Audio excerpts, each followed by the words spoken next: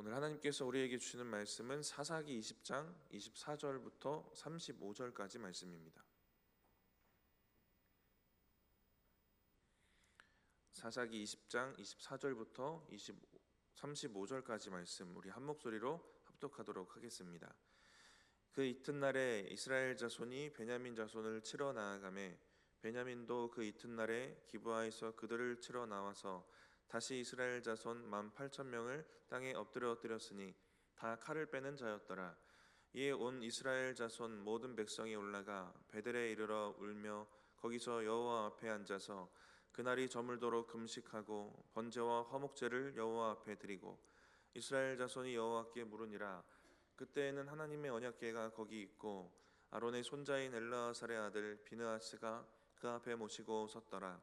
이스라엘 자손들이 여쭈기를 우리가 다시 나아가 내 형제 베냐민 자손과 싸우리이까 말리이까 하니 여호와께서 이르시되 올라가라. 내일은 내가 그를 내 손에 넘겨주리라 하시는지라.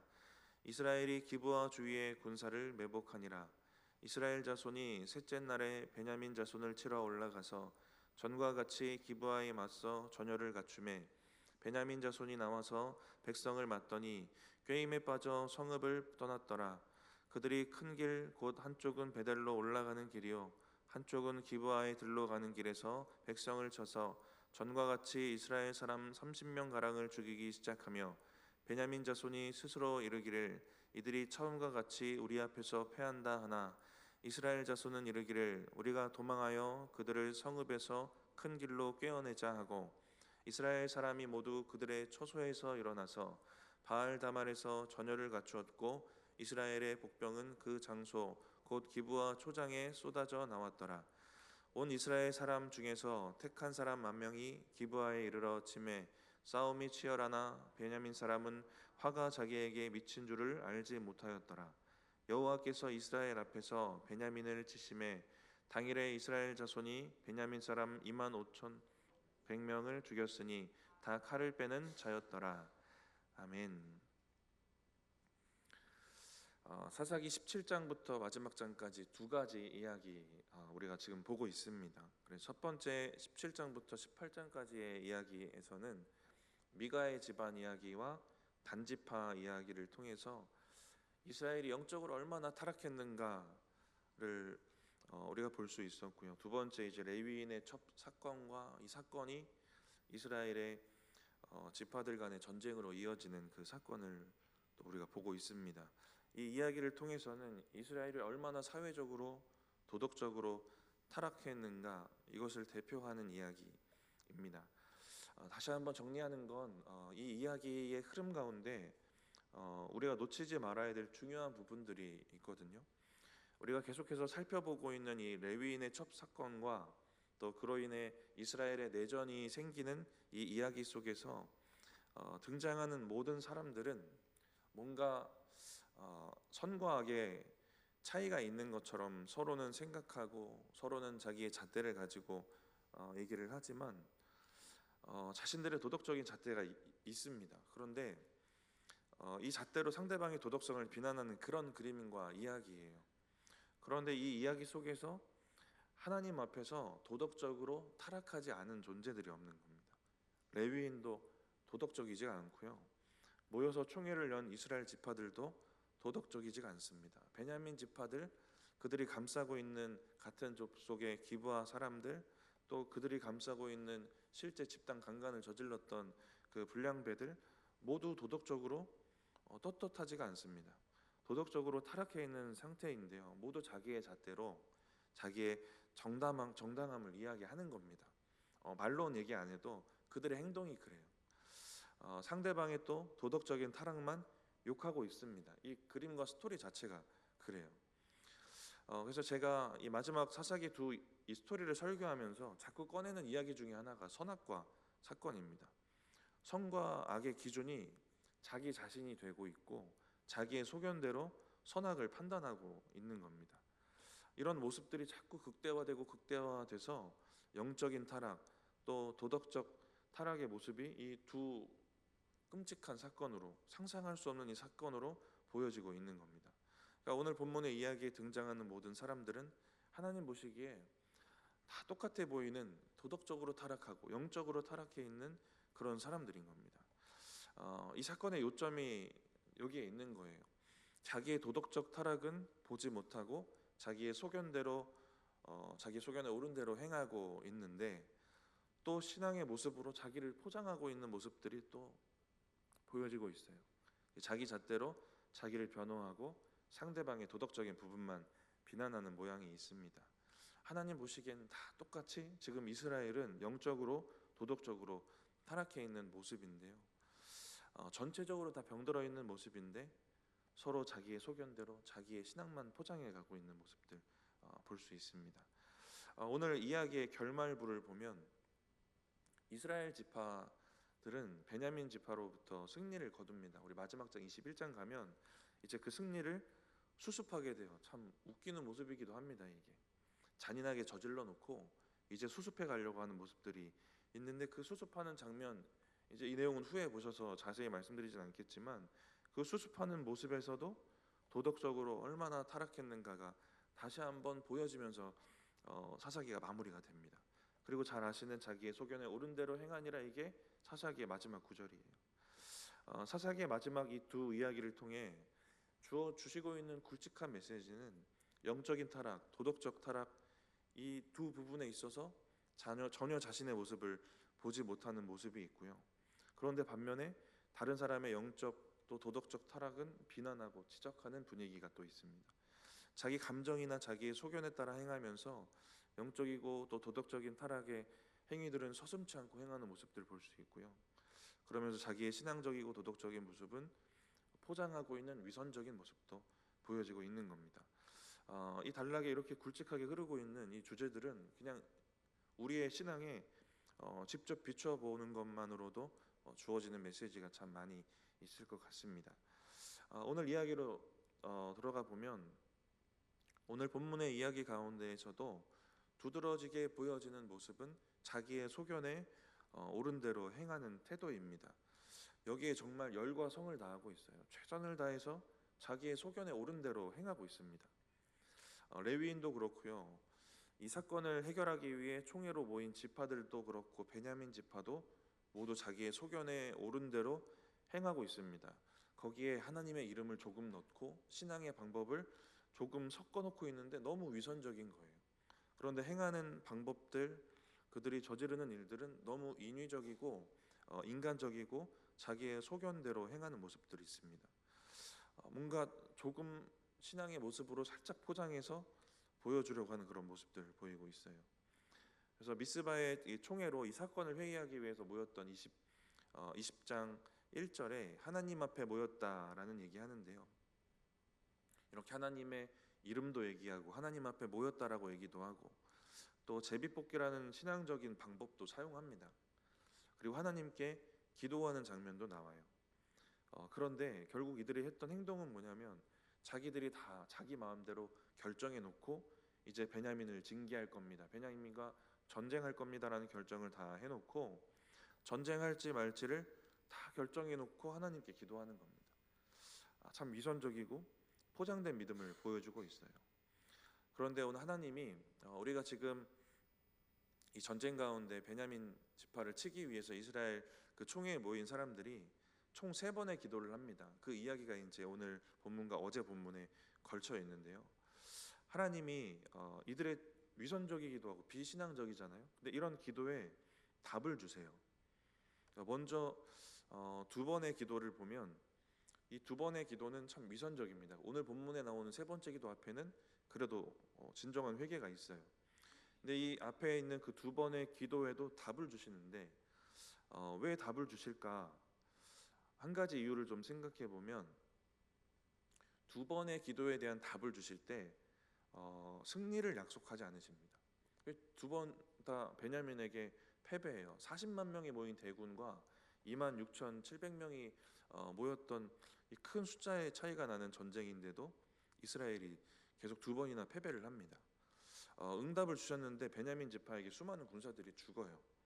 23절에 나와 있는 그 기도에서도 다시 한번 응답을 주시는데 또 집니다. 또 군사를 잃어요. 이 상황을 보면서 하나님이 이들 모두를 심판의 길로 인도하시는구나라는 게 보였어요. 베냐민 지파도 심판받을 잘못을 저질렀고 이스라엘 지파들도 하나님 앞에 도덕적으로 떳떳할 게 없습니다. 전쟁을 저지르는 것도 그래요. 하나님 원하시는 모습이 아니었을 거예요. 전쟁을 저지르는 이스라엘 지파도 그렇고 거기에 대적하면서 전쟁으로 맞서는 베냐민 지파도 똑같습니다. 하나님은 지금 이들을 심판의 길로 이끌어가고 계세요. 근데 그 과정 두 번, 세 번의 기도가 나오기 전에 이들이 정말 진정한 회개했으면 두 번, 세 번까지는 안 갔을 것 같아요. 그런데 계속해서 이들은 그 심판의 길로 걸어가게 됩니다. 서로에게 심판의 도구가 되는 거예요. 베냐민은 이스라엘을 심판하고 이스라엘은 베냐민을 심판하는 그림이 됩니다. 첫 번째, 두 번째 전쟁에서는 이스라엘이 심판당하고 마지막 전쟁에서는 베냐민이 패배해서 심판을 당하게 되는 그런 그림입니다. 이런 그림을 통해 떠오르는 장면이 하나 있어요. 우리가 사사기 묵상하실 때 기드온의 아들 아비멜렉이 왕이 되기 위해서 이복 형제를 70명 가량을 죽이고 유일하게 살아남은 막내 아들 요담이 있습니다. 그 요담이 아비멜렉과 이 반역에 동참했던 세겜의 심판을 예언하는 그 이야기를 우화를 통해 얘기를 해요. 나무 우화를 통해. 그리고 한 가지 명확하게 말씀으로 예언하는 부분이 있는데 사사기 9장 20절입니다. 우리 같이 한번 읽어보겠습니다. 사사기 9장 20절입니다. 그렇지 아니하면 아비멜렉에서 불이 나와서 세겜 사람들과 밀로의 집을 살을 것이요 세겜 사람들과 밀로의 집에서도 불이 나와 아비멜렉을 살을 것이니라 하고 이 얘기도 똑같아요. 서로에게 심판의 도구가 된다고 하는 겁니다. 이 반역에 동참했던 아비멜렉과 세겜 사람들이 서로에게 심판의 도구가 되는 거예요. 오늘 보여지는 이 전쟁의 그림과 비슷한 그림입니다. 기브아를 감쌌던 베냐민도 타락했고 또 자신들의 영적 도덕적 타락을 보지 못하고 베냐민만 벌하려고 하고 있는 이스라엘 총회의 지파들도 그렇고 거기에 문제를 제시한 이 레위인도 도덕적으로 떳떳할 게 없는 사람들입니다. 하나님은 이 둘을 다 서로의 심판을 도구로 들어서 서로를 심판하고 계시는 겁니다. 또 한 가지 이유는 이 기도가 어떤 의미가 있을까? 이거는 사사기를 쓴 사람, 사사기의 저자의 이 문학적인 장치 같거든요. 왜 그러냐면 이 똑 닮은 기도가 1장에 등장해요. 오늘 전쟁을 하기 위해서 두 번 물었던 그 1차, 2차 전쟁 앞에 물었던 두 번의 기도와 그 내용이 꼭 닮은 기도가 사사기 1장에 등장합니다. 사사기 1장 1절 2절 우리 읽어보겠습니다.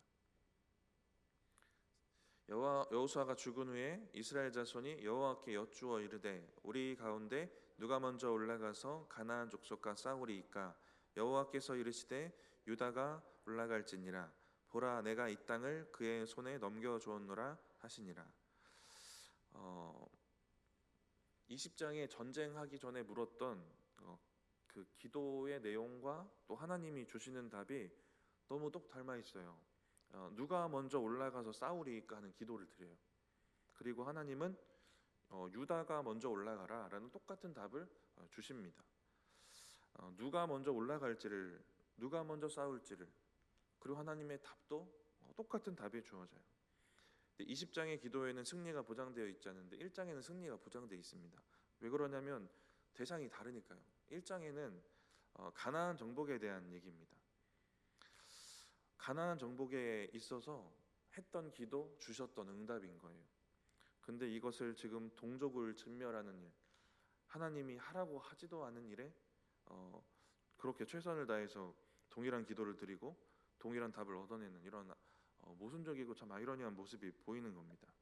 사사기 저자가 이런 모순된 상황을 통해서 이 스토리의 배치를 통해서 또 이 스토리가 어떤 의미인지를 제시하고 싶은 마음도 있을 텐데 저는 이 부분을 보면서 이 질문이 참 모순적이거든요. 근데 이 질문이 1장에 가나안 정복 때 했던 질문이고 주셨던 답이다 라는 것을 이스라엘이 알 수 있었으면 그러면 스스로를 돌아볼 수 있는 도구가 될 수 있었겠다라는 마음이 드는 겁니다. 그러니까 가나안을 대적으로 삼고 가나안을 정복할 때 했던 기도 받았던 응답, 이걸 지금 가지고 동족끼리 서로가 서로의 대적이 되어서 스스로는 또 우상에 무너지고 죄로 물들어서 또 스스로는 보지 못하고 스스로를 대적하고 싸우고 있는 이런 모습이 있는 겁니다. 스스로를 보지 못하는 모습, 근데 스스로를 볼 수 있는 또 한 가지 또 도구가 되지 않았을까 하는 생각이 들어요. 중요한 요점 중에 하나입니다. 말씀드렸던 것처럼 자기 모습을 잘 못 봐요. 그래서 내로남불이라고 하는 단어가 있잖아요. 이런 부분이 참 심하게 두드러지게 드러나요. 레위인도 그렇고 베냐민 지파도 그렇고 이스라엘 지파들도 그렇고 자기의 모습은 보지 못하고 자기의 도덕적 잣대를 가지고 상대방만 비난하게 됩니다. 자기를 돌아보지 못하면 상대방 위에서 심판자가 됩니다. 성경에서도 강조하는 얘기잖아요. 우리의 모습 가운데 정말 조심해야 될 것 중에 하나가 심판자 되는 겁니다. 심판자 되는 게 너무 쉽거든요. 사실 교회 안에서 더 쉽습니다. 교회가 다 완성이 돼가지고 천사 같은 사람만 모여 있는 데가 아니잖아요. 그런데 그런 기대감이 우리 가운데 있는지 누군가 비난할 거 생기면 너무 쉽게 비난하고 너무 누군가 연약한 거 보이면 그게 너무 쉽게 잘 보이지 않습니까? 우리가 입으로 꺼내진 않더라도 보이잖아요, 이런 게. 그렇기 때문에 우리가 조심해야 될 부분 중에 하나예요. 그러니까 이런 사명감 있는 사람도 있는 것 같아요. 누가 잘못하면 그 잘못을 꼭 말해줘야만 하나 봐요. 그래서 이건 아니라고 말해줘야 돼. 아닌 건 아니라고 해줘야 돼. 이런 사명감 가진 사람들이 있는 것 같아요. 이런 식으로 말하면서 누군가 비난의 도마에 막 올려놓고 하는 사람들이 있는 겁니다. 근데 이럴 필요가 없는 거죠. 우리 자리가 아니니까. 야고보서 말씀처럼 우리가 심판자의 자리에 설 수가 없는 겁니다. 우리 존재가 그래요. 야고보서 말씀에 네가 누구이기에 심판 자리에 서느냐 그러잖아요. 우리의 위치가 아닌 겁니다. 우리 자신을 돌아보고 우리를 볼 수 있는 게 진짜 큰 은혜인 거예요. 그래서 평생 내가 만든 그 잣대를 가지고 신앙생활을 하고 그 잣대에 누군가 걸림이 되면 불편해하고 비난하고 슬며시 공론화시키고 비판의 도마에 올리고 할 수 있는 그 죄성이 누구나에게 있는 겁니다. 그래서 조심해야 돼요. 좀 우리 성도님들 잘하고 계실 수도 있겠죠. 누군가 다 사랑해주고 위로해주고 좋은 말만 해주면서 그렇게 지내실 것 같은데 이게 우리의 근원에 있다 이 얘기입니다. 그래서 누구라도 쉽게 넘어질 수 있어요.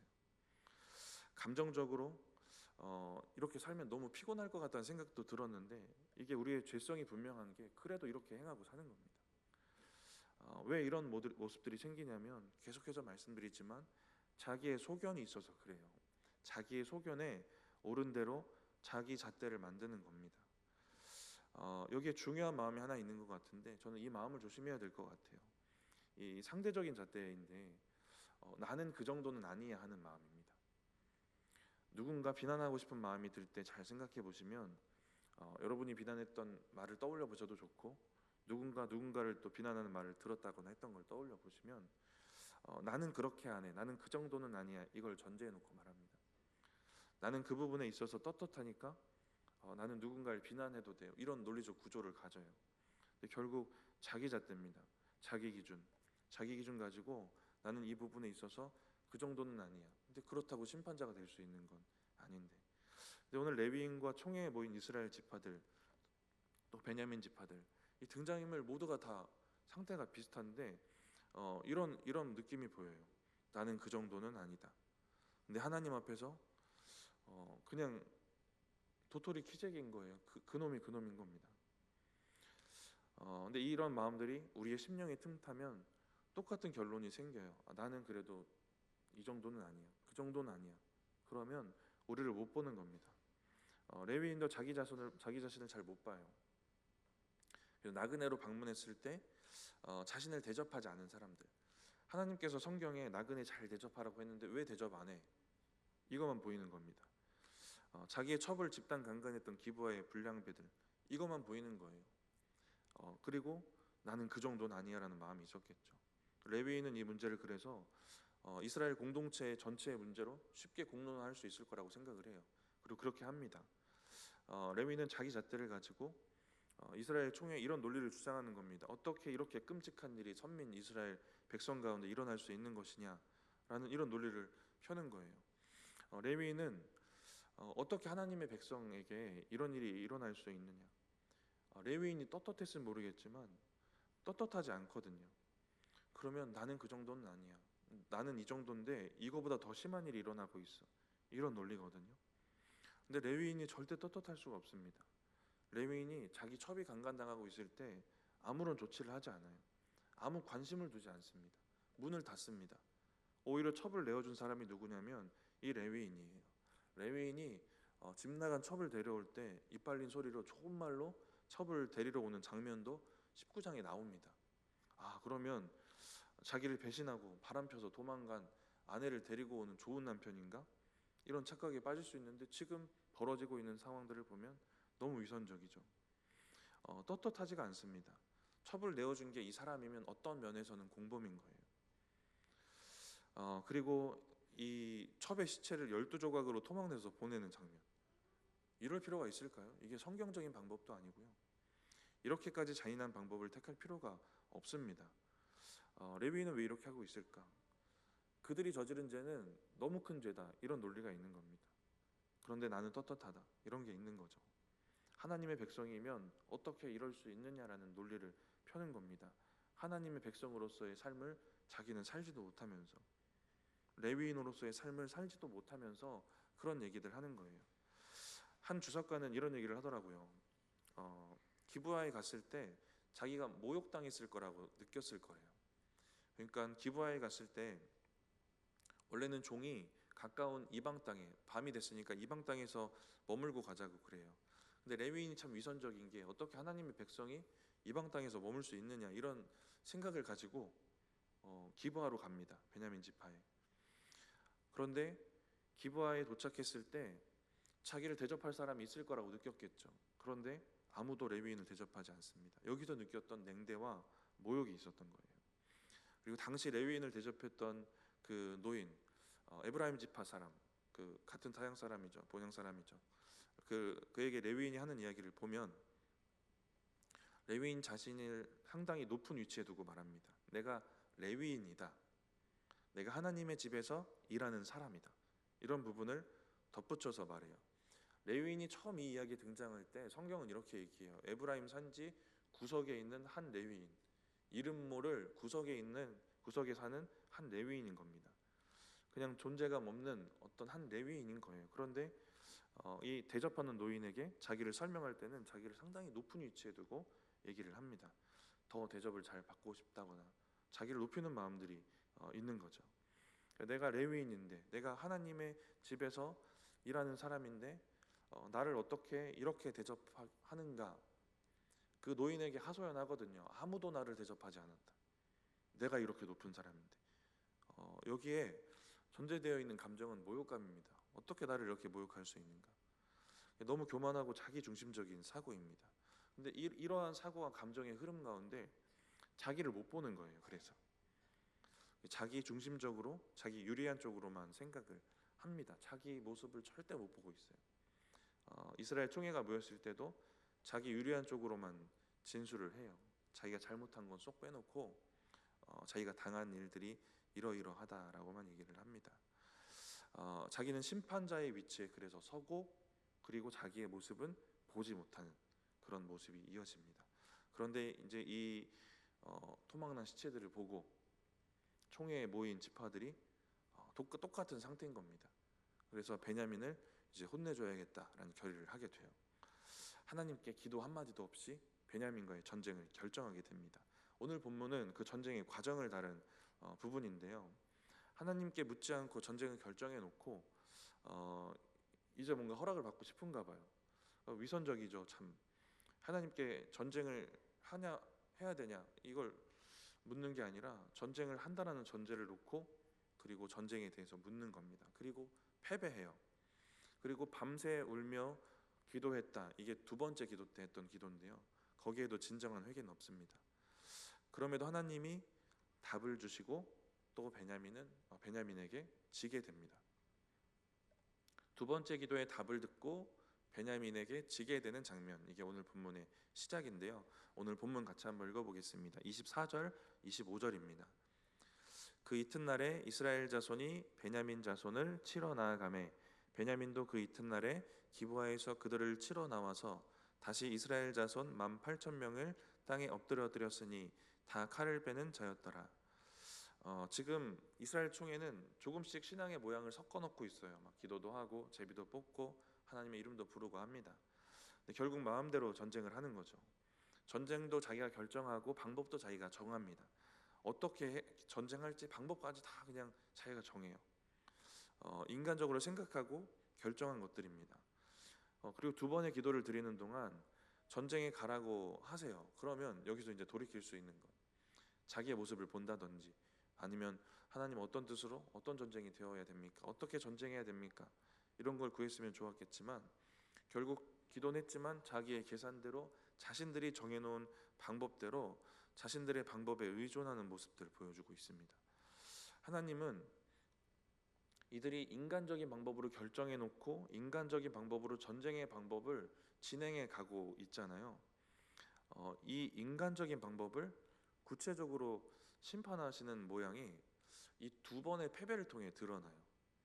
첫 번째 기도를 드리고 첫 패배를 당했을 때 22,000명이 죽습니다. 그리고 두 번째 기도를 드리고 몇 명이 죽냐면 18,000명이 죽어요. 25절을 읽었던 내용이 나오죠.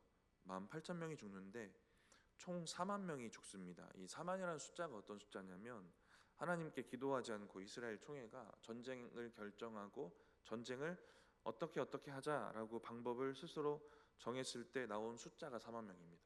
우리 10절만 같이 한번 읽어보겠습니다. 사사기 20장 10절입니다. 사사기 20장 10절 말씀 같이 한번 읽어보겠습니다. 우리가 이스라엘 모든 지파 중에서 100명에 10명, 1000명에 100명, 10,000명에 1000명을 뽑아 그 백성을 위하여 양식을 준비하고 그들에게 베냐민의 기브아에 가서 그 무리가 이스라엘 중에서 망령된 일을 행한 대로 징계하게 하리라. 100명에 10명, 1000명에 100명, 10,000명에 1000명, 10분의 1을 뽑자라는 얘기죠. 총 40만 명의 대군이 모였고요. 거기에서 10분의 1, 4만 명이 베냐민을 징계할 수 있는 군사의 숫자라고 그들이 판단합니다. 왜냐하면 베냐민은 26,700명밖에 없거든요. 4만 명이면 충분하다라고 자신들이 결론을 내고 자신들이 방법으로 택한 방법이 4만 명인 겁니다. 그런데 이들이 자신의 계산대로 세운 인간의 방법이 지금 하나님의 방법으로 그대로 심판당하고 있는 모양을 볼 수 있어요. 서로에게 심판의 도구가 된다라는 말씀드렸죠. 이들이 어떤 부분 심판당하고 있냐면 구체적으로는 자기들이 세운 인간의 방법, 자기의 머리로 세운 자기 방법이 심판당하는 겁니다. 살아가면서 이런 경우들 없으셨습니까? 우리가 내가 세웠던 내 방법대로 행하면서 신앙의 모양으로 테두리 쳐놓고 위선적으로 그렇게 행하면서 그냥 하나님 두고 보셨을 때 결과적으로 이것들이 무너져 내리는 그런 모습도 우리의 삶 가운데도 생기는 겁니다. 근데 오늘 이 전쟁의 모습에도 너무 정확하게, 너무 명확하게 4만 명의 숫자를 그대로 심판하는 모습 볼 수 있습니다. 이들이 이 숫자를 보고 깨달았는지 모르겠지만 이제 드디어 영적인 부분을 고민하기 시작하는 거예요. 그래서 26절에 드디어 회개하는 모습이 보입니다. 우리 26절 같이 한번 읽어보겠습니다. 이에 온 이스라엘 자손 모든 백성이 올라가 베델에 이르러 울며 거기서 여호와 앞에 앉아서 그날이 저물도록 금식하고 번제와 화목제를 여호와 앞에 드리고 두 번째 기도할 때도 울긴 울었는데 이런 회개의 모양들이 없었어요. 근데 26절에는 구체적인 회개의 과정을 담고 있습니다. 금식도 회개의 한 방법 중에 하나이고요. 속죄와 헌신을 담은 이 번제, 또 축복과 나눔과 또 하나님과의 화목의 의미를 담고 있는 화목제도 드립니다. 회개의 과정을 구체화하는 걸 볼 수 있고 그 회개의 목적과 마음에 무엇이 있는지도 어떤 제사를 드렸는가 금식하는 모습 이것을 통해 알 수 있어요. 회개를 통해 이제 문제의 본질에 조금은 가까워지려고 합니다. 근데 마지막 마무리된 부분을 보면 또 넘어지는구나를 볼 수 있는데 전쟁의 패배의 근본적인 원인이 하나님 앞에서의 우리의 모습이구나 이걸 그래도 어느 정도 인지를 하기 때문에 지금 회개의 과정을 겪는 겁니다. 번제를 통해서 자신들의 이제 죄성과 교만을 하나님 앞에 다 태우고 다시 헌신을 또 고백하고 화목제를 통해서 온전한 회복, 온전한 하나님과의 회복을 바라보는 겁니다. 이들의 금식과 이 제사를 통한 회개의 진정성이 어떻게 확인되냐면 하나님이 주시는 승리의 응답으로 확인이 됩니다. 하나님 받으시는 회개였구나라는 증거는 주시는 응답이 승리의 응답이고 이게 이루어지기 때문에 그래요. 우리 28절 같이 한번 읽어보겠습니다. 아론의 손자인 엘르아살의 아들 비느하스가 그 앞에 모시고 섰더라. 이스라엘 자손들이 여쭈기를 우리가 다시 나아가 내 형제 베냐민 자손과 싸우리이까 말리이까 하니 여호와께서 이르시되 올라가라. 내일은 내가 그를 내 손에 넘겨주리라 하시는지라. 첫 번째, 두 번째 기도에 답을 주실 때는 없었던 승리의 응답을 주십니다. 내일은 내가 그를 내 손에 넘겨주리라 라는 이 약속을 주세요. 회개를 받으셨기 때문이기도 할 것이고요. 근데 이스라엘의 기도를 보면 이 세 번의 기도를 통해 점점 변해갑니다. 마음이 변해가고 또 하나님 앞에서의 태도도 변해가는 거예요. 세 번째 기도에 어떤 걸 구하냐면 싸울지 말지를 구해요. 내 형제 베냐민 자손과 싸우리이까 말리이까. 여기에 그런 감정선도 있긴 해요. 점점 지니까 점점 두려운 마음도 있었던 것 같긴 한데요.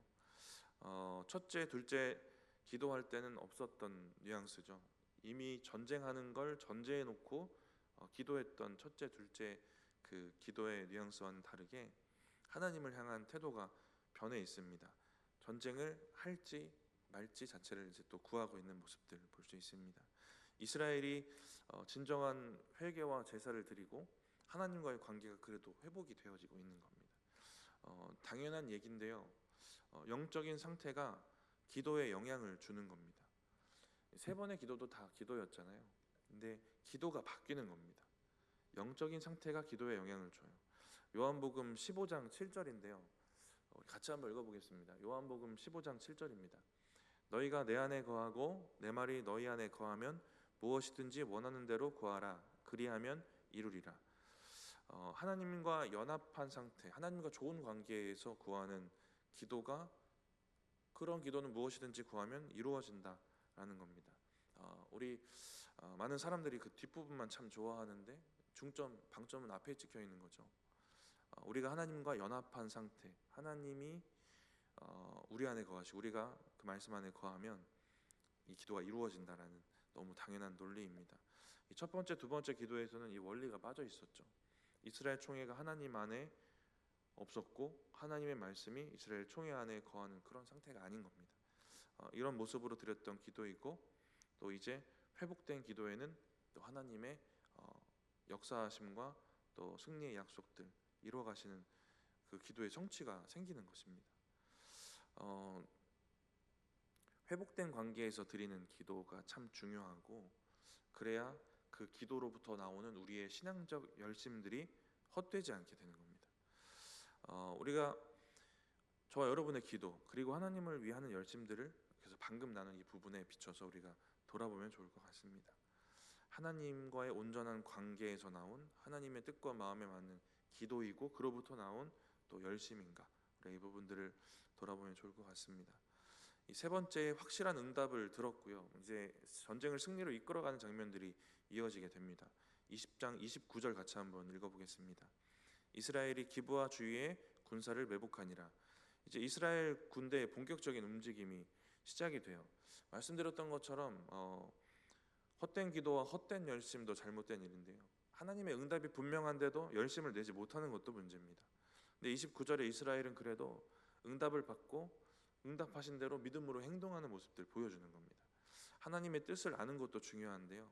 알게 된 걸 행하는 것도 참 중요한 것. 그래서 거기에는 우리의 믿음의 결단이 필요하고요. 이렇게 안 하면 알게 된 게 너무 쓸모 없어지는 거죠. 우리가 1년의 막바지에 접어들고 있는데 우리가 갖고 있는 또 알게 된 그 보배로운 믿음들을 얼마나 고백하고 또 살아왔는지를 우리가 다시 한번 또 돌아보면 좋을 것 같습니다. 이들은 믿음을 근거로 움직이고 있어요. 이제 숫자를 의지하지 않고 작전을 짜기 시작합니다. 30절, 31절 같이 한번 읽어보겠습니다. 이스라엘 자손이 셋째 날에 베냐민 자손을 치러 올라가서 전과 같이 기브아에 맞서 전열을 갖추매 베냐민 자손이 나와서 백성을 맞더니 게임에 빠져 성읍을 떠났더라. 그들이 큰 길 곧 한쪽은 베델로 올라가는 길이요 한쪽은 기브아에 길로 가는 길에서 백성을 쳐서 전과 같이 이스라엘 사람 30명 가량을 죽이기 시작하며 베냐민 지파는 이스라엘 군대의 그 꾀임에 빠져서 기브아 성으로부터 모두 빠져나오게 돼요. 근데 이것은 그들의 이제 패배로 이어지게 됩니다. 이렇게 이스라엘의 전술에 처참하게 무너지는 건데요. 이렇게 하나님의 징계가 베냐민에게 임하게 됩니다. 근데 중요한 건 이 과정 속에서 드러나는 베냐민의 태도예요. 자만과 교만이 계속 있어서요. 우리가 심판 당하는구나를 눈치 못 채요. 우리가 지금 위험하구나, 하나님의 징계가 임하는구나, 이것을 눈치를 못 챕니다. 그리고 계속 교만한 상태에 머물러요. 32절 같이 한번 읽어보겠습니다. 베냐민 자손이 스스로 이르기를 이들이 처음과 같이 우리 앞에서 패한다 하나 이스라엘 자손은 이르기를 우리가 도망하여 그들의 성읍에서 큰 길로 꿰어내자 하고, 지금 이스라엘의 꾀임에 빠지고 있는 상태인데 베냐민은 교만해가지고 처음처럼 우리가 첫 번째 두 번째 이겼던 것처럼 또 우리가 이기고 있다, 이스라엘이 패하고 있다라고 얘기를 하고 있는 겁니다. 우리 34절 같이 한번 읽어보겠습니다. 온 이스라엘 사람 중에서 택한 사람 10,000명이 기브아에 이르러 치매 싸움이 치열하나 베냐민 사람은 화가 자기에게 미친 줄을 알지 못하였더라. 화가 자기에게 미친 줄을 알지를 못합니다. 지금 다 지고 무너져 내려가고 엄청나게 패배하고 있는 상황인데도 모르고 있는 상황들 볼 수 있습니다. 두 번에 걸쳤던 그 대승이 마음을 교만하게 만들었던 것 같습니다. 그래서 자기의 모습을 보지 못하는 모습이 있고요. 35절을 보시면 여호와께서 베냐민을 치시매라고 말씀하세요. 하나님의 심판이라는 것이 분명하게 드러납니다. 그런데 이걸 모르는 겁니다. 눈치 못 채고 무뎌져 있는 모습들이 있어요. 교만 때문에 다 비슷하게 연약하고 부족하고 자기 모습 못 보고 도덕적으로 타락해 있는 사람들이 오늘 등장 인물인데요. 그럼에도 심판의 때에 깨닫고 돌이키는 이스라엘 총회가 있었고 그렇지 못한 베냐민 지파도 있습니다. 이렇게 우리가 또 비교되는 거예요. 여전히 교만해서 심판을 당하고 있는 그 순간에도 자기의 소견대로 판단하고 교만한 모습을 가진 그런 사람들이 있었어요. 성경에서 많은 왕들이 나라가 강성해졌을 때 찾아온 교만으로 실패하는 일들이 많습니다. 우시아도 그래요. 잘 될 때 교만해서 하나님 앞에서 악을 행합니다. 이 장면이 성경에 나와 있고 결국 이 우시아의 마지막은 문둥병 걸려서 별지에서 평생 살다가 죽는 거잖아요. 교만이 하나님 앞에 돌이키는 길을 막아요. 하나님께 돌이키는 길을 막습니다. 자기를 못 보니까. 자만은 사단의 도구가 되기도 합니다. 또 그래서 또 악의 도구로 넘어지게 하기도 하고요. 또 자기의 모습을 보지 못하게 하는 그런 도구가 되기도 합니다. 말씀을 마치면서 오늘 본문에 등장하는 등장인물들은 모두 자기의 소견대로 행하는데 정작 자기의 모습을 잘 못 봅니다. 그리고 자기 잣대로 누군가의 허물만 들추고 있는 모습들이 있어요. 모두 자기의 죄를 보지 못하는 모습들 있는데 저는 이 부분을 묵상하면서 구원받았던 때가 자꾸 기억이 나요. 내가 구원을 어떻게 받았지? 나는 이성적인 사람이라고 생각하고 살았는데 어떻게 이런 말도 안 되는 복음이 나에게 들어왔지를 생각해 보면 그 과정 가운데 저뿐만 아니라 여러분에게도 어떤 과정이 있었냐면 여러분이 죄인인 게 인정되는 과정이 있었던 겁니다. 내가 죄인이구나. 자기 죄를 보는 은혜가 있었던 거예요. 그런데 오늘 본문에 자기 죄를 못 보잖아요. 이게 하나님께 돌이키지 못하는 그러한 근본적인 원인이 됩니다. 근데 우리의 첫 은혜를 기억해 보면 자기 죄를 봤던 은혜예요. 그래서 구원받았거든요. 우리가 이 은혜가 다시 한번 우리 가운데 뜨거워지고 회복되어지기를 축복합니다. 끝까지 자기를 돌아보지 못하고 자기가 가진 것에 현혹되어서 착각에 취해 있던 베냐민 지파가 아니라 우리가 삶을 통해 하나님과 잠시 멀어지더라도 하나님이 그래서 우리를 징계하시더라도 다시 한번 내가 죄인이구나, 내가 이런 죄인이지라는 것들이 바라봐지는 은혜가 있기를 축복합니다. 그래서 실패를 통해 배우고 또 회개의 길로 나아갔던 이스라엘과 같은 은혜가 저 여러분에게 있기를 축복합니다. 제가 기도하겠습니다. 하나님, 우리에게 주신 이 말씀을 통해 우리의 마음과 또 믿음을 비춰보게 하시고 우리에게 표면적이고 또 위선적인 마음은 없었나, 이런 믿음은 있지 아니한가 돌아보게 하시니 감사합니다. 하나님, 우리 자신을 볼 수 있는 그러한 영적 민감함을 우리에게 허락하여 주시옵소서. 우리의 교만과 또 우리의 포장된 믿음들, 우리의 연약한 죄성들이 바라봐지게 하시고 주님 앞에 인정되게 하시고, 그래서 다시 한번 우리를 구원하셨던 은혜도 회복되게 하시고, 우리를 회복하실 은혜 앞으로 우리가 회개하며 나아갈 수 있도록 주님 함께 하시고 역사하여 주시옵소서. 주께서 우리를 그렇게 은혜의 길로 이끄실 것들을 우리가 바라보며 나아가오니 주님 우리와 함께하여 주시옵소서. 감사합니다. 예수님의 이름으로 기도드립니다.